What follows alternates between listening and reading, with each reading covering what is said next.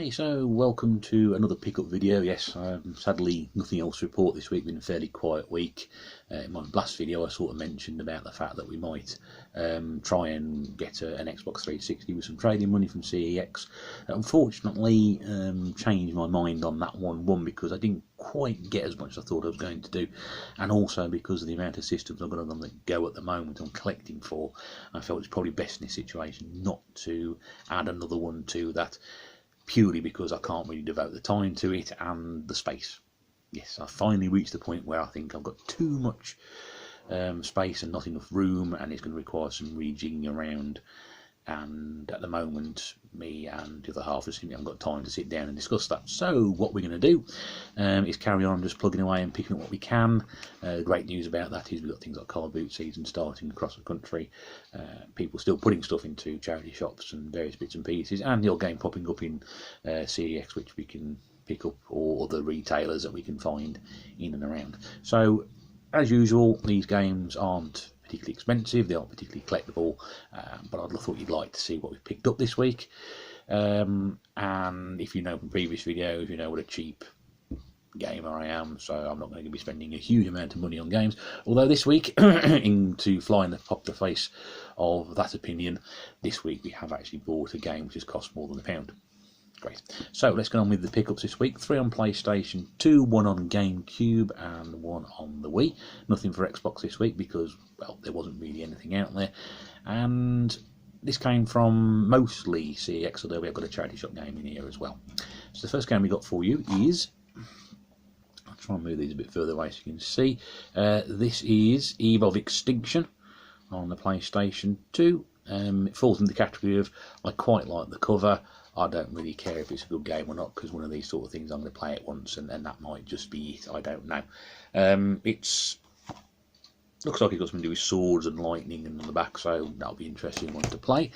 Second one picked up also 50p, has also got swords and lightning on it. I just noticed that. There we go, nice link there between the two. This is Summoner 2. I haven't got Summoner 1. I do know Summoner 1 does exist, but I haven't got that one. Again, that one was a nice 50p as well. Again, if they are great, they go on the shelf and they're played and brilliant. If they're not very good, they go on the shelf and they stay there. Now, this particular one appealed to me greatly. I've been happy with this game for a little bit of time. You'll probably think, well, why are you after this game? It's quite readily available. Well, it's not readily available at the right price. This time I managed to find it, and from people of a certain generation, I'm hoping that this is the sort of thing that you're going to go, yeah, this is, I remember that. And this is The Dukes of Hazzard, Return of the General Lee on the PlayStation 2 by our old friends Ubisoft. And I've played a couple of the PS1 Dukes of Hazzard games and not played that one before, and they have been rather disappointing, to be honest with you. I think one of the PlayStation 1 games tried to recreate the opening titles. I used the music, which is about the only sort of thing that actually got spot on. Everything else was horribly animated and rather badly put together.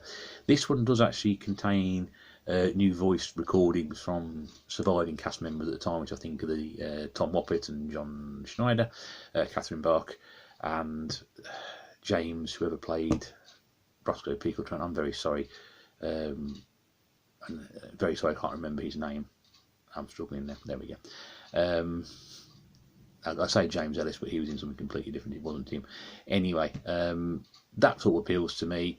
I know it's not a particularly great game, and as you can see from that cover there again, I mean, what is there not to love about that? And I hope they've gone for a recreation on the music. I'll try and stick that in a bit later and see how we get on with that one. So again, that was 50p as well. Yeah, there is an Xbox version of that one as well, which is what I was trying to get hold of a few weeks ago, but it didn't quite turn out. Move on to the GameCube. This is Spider-Man. Another Spider-Man game for the collection. This is based on the first film of the original franchise, not the reboot or the reboot, which is where we're at now. And that was £1, as I said, and I just like GameCube cases. They're lovely, aren't they? And the disc as well. I do love the disc in those. That's what really attracted me to the GameCube in the first place. That was a bit more expensive at £1, so I ain't so fussed about that one. Just another one for the collection. The good thing is I picked up quite a few GameCube games this year. GameCube games this year, which is good. I've actually seen them coming through and filtering down. Some of the prices for the mid-range stuff is beginning to drop, but for the really sort of expensive stuff, your Super Paper Marios and your Mario Parties and your Super Mario Sunshines, the prices are still rock high. I think the Metal Gear Solid game as well that came out for GameCube is still priced somewhere in the mid-40s. The Zelda games are probably dropping down to sort of late 20s and around about 30 quid mark. So it's still an expensive machine to collect for, even though there's only 400-ish or so games. But the good news is that some of the lower base level prices are beginning to sort of come into region on that, which I've picked up quite a few lately. So that's great. Also in CX as well, moving on to the Wii very, very quickly. This is the Millennium Championship Paintball 2009. I know absolutely nothing about this game. It cost me £1, and apparently it's meant to be based on the official national NPPL organisation. Yeah. But I could use the Wii Zapper with it. That's a plus point, isn't it, really? No idea what it is. Annoyingly, no manual. I don't get so wound up about some people, about that like some people do. I can understand it if you're trying to get a complete collection, you want the manuals in bits and you want everything in there that was in there to start with. Generally, I'm pretty lucky with that sort of thing. I tend to find a lot of stuff I buy does have the manual with it.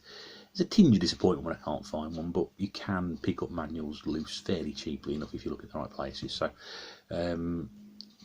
it's not a complete waste of time and a complete disaster if you don't get one.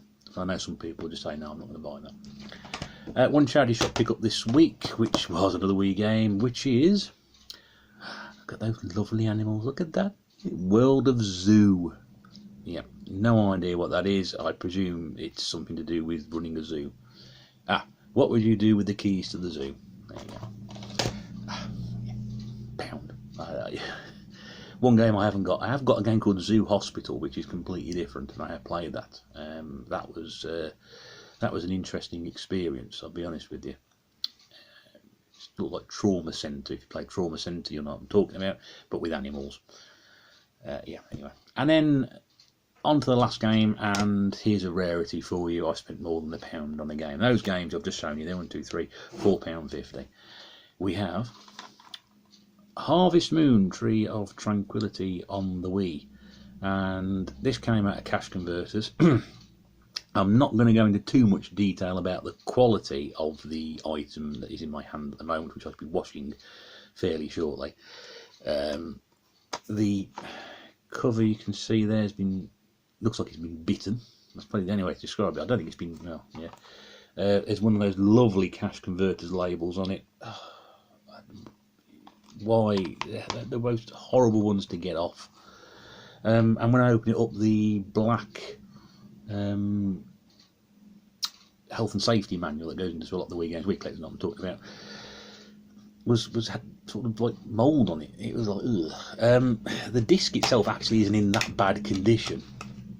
It will need a sort of a clean over, no doubt about it. There's one sort of minuscule scratch on it, but I mean, you know, I expect it to be an awful lot worse. The case was a lot worse than the game. It's not all, you know, the case. Yeah, it was too good to pass by. I could have quite easily left that on the shelf, but for the price it is, I know, having checked while I was there at the time, it was about half the price of what I'd buy if I went into CEX. So rather than do that, I thought it was much better to pick that up for that price as I did. So minimal pickups again this week, but £10.50 spent, 7 games picked up, and Harvest Moon, Tree of Tranquility, which is a reasonably priced game on the Wii. So that's this week's pickup. Next week, hopefully, we may be taking a journey a bit further afield to try and pick up some other games from other sources. We also have car boot season starting fairly shortly around here. I think the next sort of 3 to 4 weeks, so I'll see how we get on with those. Probably take myself back out the city and do those once a weekend maybe. We'll see how we go. So that's that for now. I hope you enjoyed the video. Stay tuned to see what else comes up. We've got some older videos now being added to the site, which you'll be able to look at, some old 64 gameplays. They've been on there for quite some time. So if you haven't seen those and you're just new to this channel, look those out. I'm hoping to do some more videos in the next 6 years. Yeah, but we'll see how those go anyway. But thanks for watching. We'll see you again soon. Bye.